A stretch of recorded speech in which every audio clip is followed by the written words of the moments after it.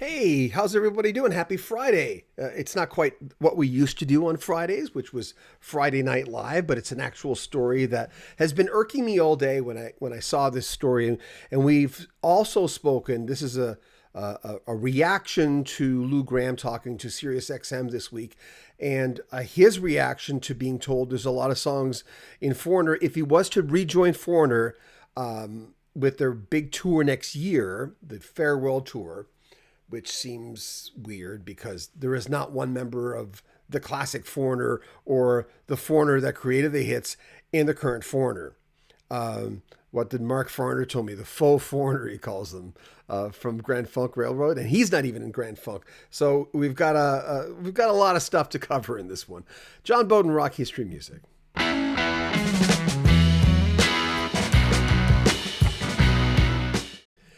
Welcome. It's nice to be here. I don't do the live thing enough. And, here's the thing with YouTube. And if you have a YouTube channel and you want to be successful on YouTube, you need to do live things. And we're so bombarded right now with so many interviews. We'll get to Lou Gramm in a second. That we're being tied down by months of interviews that we haven't put up yet. And we're slowly putting on our Patreon. So if you want to join our Patreon, you'll get access to a lot of stuff that has not seen the light of day on YouTube yet. And as always, in the last week, in the last 2 weeks, thanks for the folks who have given us donations via PayPal or even through Facebook or YouTube. It makes a big difference because YouTube is very unstable as far as revenue for any content creator these days. So it's a difficult gig. Neutral 69. Hey, John. Hi. Thanks for coming on. I appreciate that. We're going to wait for a few people maybe to come on before we get to the nitty gritty. We've got two clips also, not the stuff that we're necessarily going to preface everything with, but we've got two clips when I talk to Lou Gramm as far as how he looks at Kelly Hansen. A big thing about this story is the fact that it looks like Kelly Hansen's ego, according to Lou Gramm's report, is getting in the way. Neutral 69, I think that, well, technically, because Lou Gramm's an older man, Kelly's probably a better technical singer, but I would not pay to see Kelly Hansen sing Foreigner. I would not pay to see Foreigner because it's not Foreigner to me. There's so much of this going on. The whole Guess Who thing. There's so many bands that are going out there that it's just not quite the same. I make exceptions only for bands like John Anderson, going out to see John Anderson. Yes, I don't think I'd see Yes. Because there's no original members in the band anymore. There's classic members in the band. And Kansas I would go see, even though with Phil Ehart having some problems with his heart. He's the manager of the band. He's their drummer, original drummer. And Rich Williams still being there, but not being there all the time. But I would still go see Kansas. There's always exceptions to that rule. Christopher Snodgrass. I like Lou better too. I think everyone likes Lou better. Kelly Hansen is not sung on any Foreigner hits. He sings them, but it wasn't him. And if you go see Foreigner, you're not seeing Foreigner. You're seeing basically a cover band. And it's a sad thing. Let's get to the crunch here, and we'll talk to you in we'll actually also bring up the. Let me move this. Okay, let's get to the nitty gritty. Let's get to the. Someone asked about Shanny. John, I miss you and Shan on Friday Night Live. Fraser J. Hey. Barbara Ryan says, I love Lou Gramm. Everyone loves Lou Gramm. You know, when Midnight Blue came out and he went solo, a lot of people said, well, that's such a great, it was rejected by Mick Jones, a Foreigner. And I find that hard to believe because my favorite, if you're going to combine all the Lou Gramm solo stuff and the Foreigner stuff, Midnight Blue is my favorite song of all that stuff. And it's sacrilegious to say that sometimes because Foreigner did come up with a lot of big hits. I mean, their debut album just came out of the gate, and then Double Vision did even better than the debut album. So it's crazy. Will Ritter says, who is Kelly Hansen? Well, he's been the lead singer of the band since 2005, but it doesn't mean he's a guy who sings Lou Gramm songs. He's a guy who sings Foreigner Lou Gramm songs. So here's the deal. So Lou Gramm was talking to Eddie Trunk at SiriusXM. And the subject came up because Foreigner's management said that they've sort of insinuated that Lou Gramm might be part of their extended farewell tour. Again, it's not a farewell tour. It's not freaking Foreigner. But and Lou Gramm was asked about it today, and yeah, let me just get to the meat and potatoes. Lou says, Foreigner's management asked me if I would be interested in doing some shows with the band. They want to do a substantial, like a major tour, but he said he doesn't want to be away from his kids for 8 to 10 months. But he did say I'd be interested in doing the U.S., the U.S. shows. And that would not, and he knew right off the bat, it didn't mean that Kelly, the guy who's been there since 2005, sang no hits. Had some albums that did well. A lot of them were like live albums and stuff like that. But the Foreigner's management asked if I would be interested in doing some shows. And then Lou Gramm says, and this is interesting, I'm not exactly sure how I feel about it. It would be much more interesting if they had original members of Foreigner with an augmented instrumentation, like another guitar player or something, rather than going out with another band that calls themselves Foreigner. Ouch. Well, Lou, I know from talking to Lou, my interview with Lou was, I think, about 2 hours. We talked for a long time. We had a good rapport going on. So I thought, well, he's not saying he has another interview coming up, so I'm going to continue talking to him. So it went really well. We talked about practically every hit, practically every big album. And Lou was very forthright. And I'll get to the clip where Lou talks about Kelly Hansen with me in a second. But so Lou, I'm going to paraphrase this. Lou basically asked, well, can I do Jukebox Hero? Like one of the big anthem rock songs from Lou Gramm's tenure with Foreigner. And they said, no, I don't think that's going to happen. And they said, well, I want to know what love is. And they kind of did the same thing. I'm paraphrasing here. And he kind of went, well, what's going on? What's keeping this me from going on there and singing the signature songs that I had with Foreigner? And it came down to basically, let me get to the exact quote because I don't want to misquote on this. This is from Ultimate Classic Rock. They wrote this. Gramm continued, noting that he was told only what I couldn't sing, which were songs that Kelly Hansen would have the pick of the songs that he'd want to sing, which he didn't originate. It drives me freaking crazy. And I understand he's been the lead singer, but he didn't sing these songs. And, Lou Gramm co-wrote a lot of these songs. And asked if management was possibly concerned about Lou's vocal ability. The frontman was blunt. He said, no, he replied. Their concerns are about Kelly's ego. Seriously? Have some respect for the guy who created all these. There wouldn't be a Foreigner at this level, at least, without Lou Gramm. I mean, Mick Jones, it was basically his band. If you're going to look at Mick owns the band name, but there wouldn't have been the Foreigner that we know without any of this. Let me get some of your comments before I get to a clip. I've got a clip to play. I got a lot here. Who is Kelly Hansen? Yeah. JD, I'll love Lou Gramm because of his song, I've Been Waiting for a Girl Like You. Chris says, I wouldn't see Foreigner tribute if I wouldn't see them either. Why? Go see if you want to go see Foreigner play a band play Foreigner songs. Go see another cover band. Here's the thing: you won't pay this much money. You'll pay this much money, and chances are you'll see a really good band. But you'll go in knowing, hey, Melody, how are you? You'll go in knowing that you're not getting robbed. But Foreigner, I have so much problem with them being on the road doing a farewell tour when none of them created those songs. Seriously. Okay, I'm going to play you a clip that I have to check. I think this is, the first clip is, I do believe, because I can't access it, unfortunately, because of my screen, Lou Gramm talking to me about his relationship with Mick Jones. Now, this was before the Rock and Roll Hall of Fame. I'm putting this clip in because he talks about Kelly. What's the relationship with Mick now like? And by the way, what do you think of Kelly, their singer? 2 questions.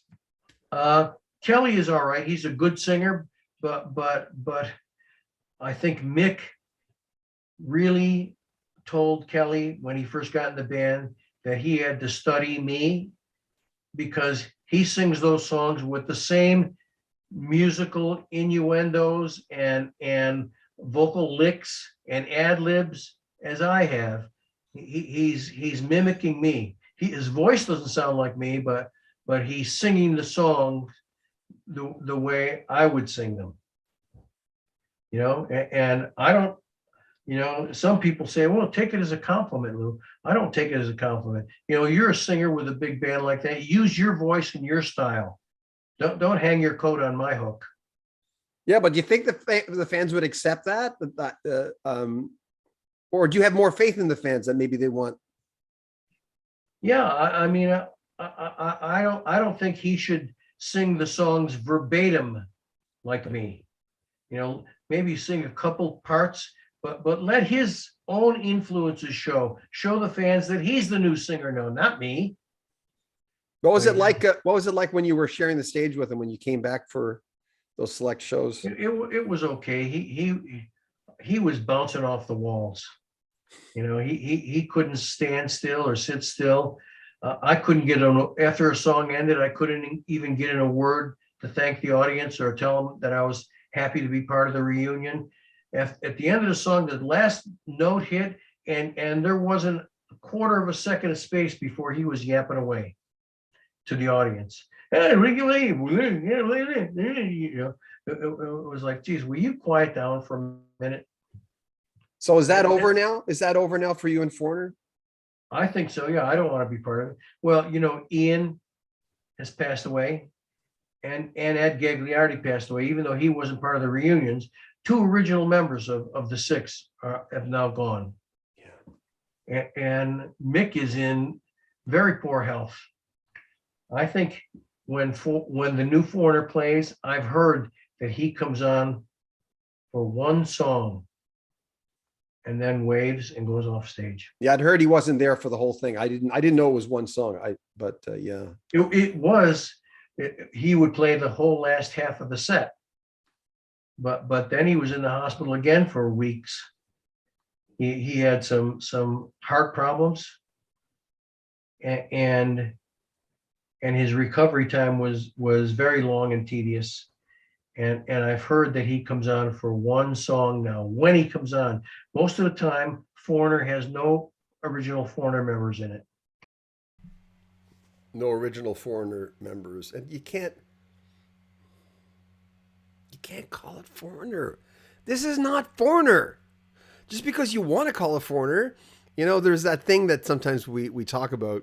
It's brought up a lot in politics, but I don't get involved in politics because you don't come to this channel for politics. But it's one of those things that happen in politics, which is sometimes people say things, but it's just words. It's nice. It's not true, but, or not nice. But people say things and certain part of the population will believe it no matter what. Or they want to believe something so badly that for whatever reason, they'll let it slide that they're going to see a bunch of guys. The Little River Band are like that for the most part. There's no original members of the Little River Band in the Little River Band. They're just not there. So, but I don't get the gall. If this is true, and again, this is Lou Gramm's point of view, to be very clear. If the dogs, did you hear that? The dogs are running. Can you hear that? The two dogs are running upstairs. I'm upstairs here. And,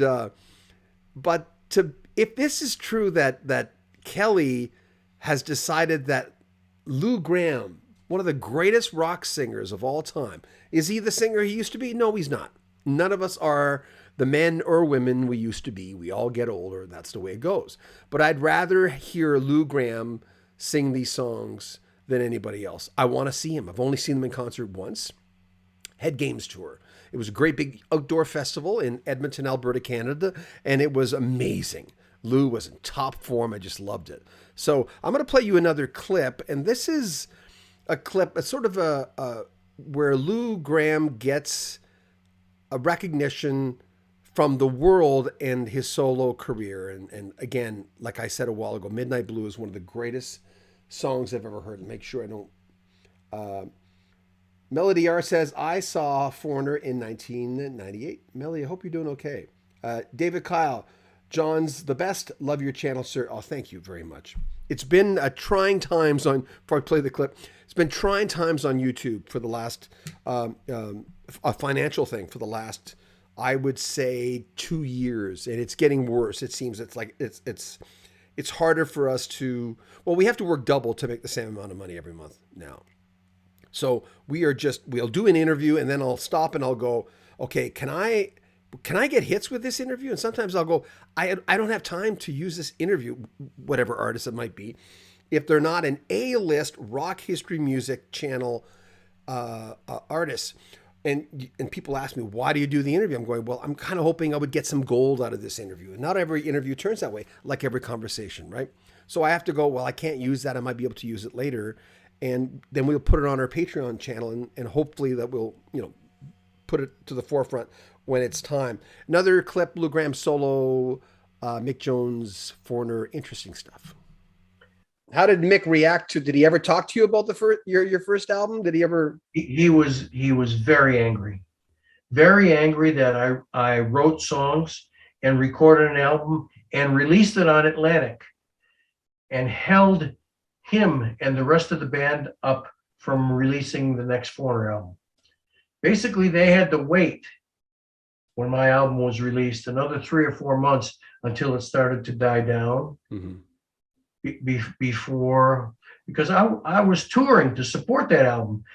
He says, we're ready to go here, Lou. We want to write songs. We want to get ready to record our next album. I said, Mick, I've learned a lot from you over the years. And if there's one thing I remember that I've learned is when you put out an album, you go on the road and support that album, or don't even bother making albums. I said, so I'm doing what I learned from you. And when I'm done, I'll be ready to record. And that's what happened. Jeez. Well, how did the ending come? How did that ultimate ending happen? The ending came after I recorded Long Hard Look. Mm-hmm. and promoted it with a short tour. I told Mick that I didn't want to be part of the band anymore. What did he say? He says, I've known that for a while, he said. Really? Yeah, he says, and that's okay. We've got a singer already. That's what he told me. Johnny Edwards. Inside information. And they had an album out in 2 or 3 months, and it completely panned. I don't think it even made it to the top 100 on the album charts. It may have been in the 80s for a couple weeks, then fell off. No hit singles, no album charts. I think they went out and toured on it, but I think it was mostly because of the old hits that they got anybody at all in their audience. What did that tell you? We know what it told you. It confirmed what I'd hoped. And that was that he was not the only talent in the band. And that after 15 years or so, I don't have to follow him like a puppy dog. I can do what I want to do, and it's infectious quality music. Yeah. Wow. Lou's an interesting guy. There are not a lot of artists that are willing to say it the way it is. Billy Joel's known for doing that. Mellencamp's known for doing that. John Fogerty, Mark Farner certainly is. But there are certain artists that when you talk to them, what you see is what you get. And if they have a problem with someone, they're going to say it. It's my job to also say that this is Lou's point of view. Hey, Keith. My buddy Keith is on here. Keith is my brother, who I've never met in person, but we will, Keith. Yes. I saw them at the World Series of Rock in Milwaukee. Thanks, Keith. Hope you're doing good. Probably going to call you tonight, buddy. Sue Fields. I don't think Lou gets the respect he deserves. Saw Foreigner in 78, first time, and indescribable how great Lou was. John Hutchison. Kelly Hansen doesn't sing any of Hurricane's most popular songs on tour. Maybe Lou should do one from his solo shows. Hansen's head would explode. Keith says, without Lou, it's not the band. It's not Foreigner. I understand losing lead singers when Lou wanted to leave, and they had a lot of problems with the writing of I Want to Know What Love Is. Not that they had problems writing it, but Lou felt that he should have gotten a bigger cut of the pie. I don't have that clip ready, and I played this clip many times. It's quite a long clip where Lou would write a number down and Mick would write a number down on how much percentage they would get for songwriting credits for a particular song. And Lou said, well, why don't you just take the whole thing then? Because he was not happy with what Mick Jones was saying. Mick Jones was saying he wrote most of the song. Now, that's Lou's version of events. And as far as I know, Mick Jones is in no shape right now. He's in really bad health. And I'm sad to hear that. And we're hearing Lou's point of view. So let's be clear about that. Got some more comments. Scott, I'm disappointed that Lou wasn't respected more at the Rock and Roll Hall of Fame induction. I couldn't watch it. I still haven't watched it. When I talked to the guys in Heart, the Rozier, Fossen, the Fisher brothers, when I talked to them, it just felt really heavy. And again, it's not Ann Wilson's point of view. It's not Nancy Wilson's point of view. I tried to get Ann. I kind of felt that I didn't know what was going on. I kept going, why am I not hearing? Why can't we set this up? This is before I even talked to the other members. I couldn't figure out why I couldn't. I'm going, their channel's easily big enough to get Ann Wilson, but it wasn't. So when I talked to the guys in the band, was it sour grapes because they're not in? I don't know. They were just telling me their point of view. So there's always that stuff, and it's easy. It's almost like talking about your ex-wife or ex-husband. It's almost like, chances are you're not going to have great things to say. Luckily, I'm very good friends with my ex-wife. I love my ex-wife. She's a really nice lady. Together as a married couple, maybe not so well, but as friends. And some people are like that with their ex-members. I talked to John Lodge a little while ago, and I said, are you talking to Justin Hayward? And he said, no, we don't really speak right now. I talked to, who was it? Oh God, there's so many people who don't speak to their ex-members because remember, we have don't you have a lot of friends you don't talk to anymore from like the 70s? I have tons of friends. Most of my close friends from the 70s, I don't talk to anymore. I don't even know where they are. I haven't even looked them up on Facebook.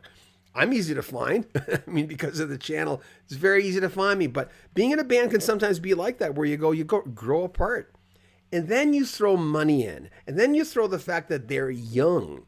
They're young guys handling that kind of money. Bernie Ledden told me of the Eagles. He says, you know what, things got really complicated. Randy Meisner told me the same thing, from the Eagles.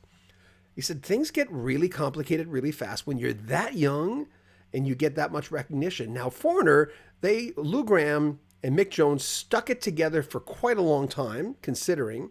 And for the people who say, well, Kelly Hansen's been there since 2005. So what's that got to do with it? People, I don't know why people do that. He hasn't sung he sings the hits, but he didn't help create the hits and he didn't record the hits.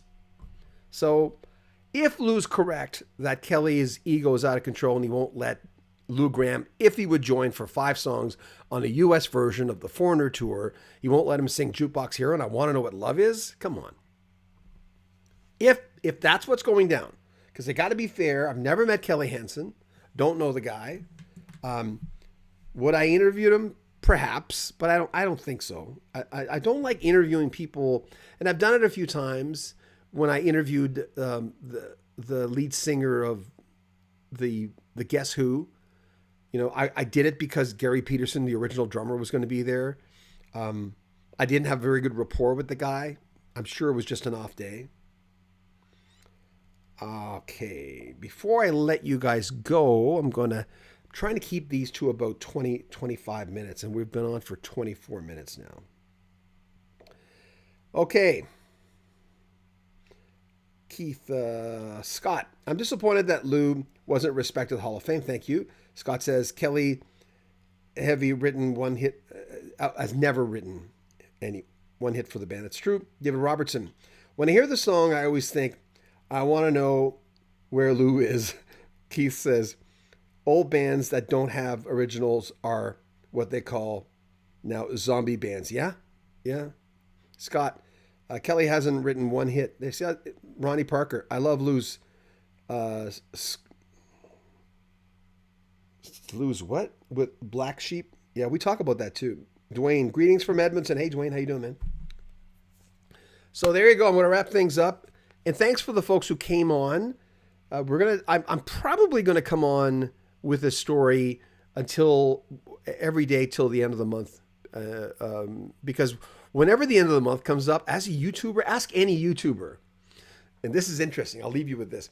Ask any YouTuber how they feel about the last week of the month when you don't hit your quota, because you know you got to get a certain amount of hits to sort of maintain your lifestyle. Or at the end of the month, we're always like scrambling. And I have a friend that I just started talking to. He does YouTube videos, and that the subject came up.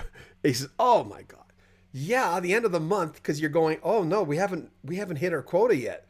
And a lot of people are leaving YouTube because you have to do, as I mentioned a while ago, twice the work that I would do 2 years ago. I'm doing twice the work for half the amount of money.